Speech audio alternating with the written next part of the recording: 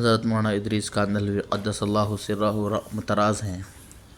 بے شک عقل ایک نعمت عظمیٰ ہے جس پر دین اور دنیا کی فلاح اور کامیابی اور ترقی کا دار و مدار ہے، مگر اس کے درجات ہیں۔ کوئی عقل تندرست ہے اور کوئی بیمار ہے، کوئی عقل نر ہے اور کوئی مادہ۔ کسی کی عقل زنگ آلود ہے اور کسی کی عقل آئینے کی طرح صاف اور شفاف ہے۔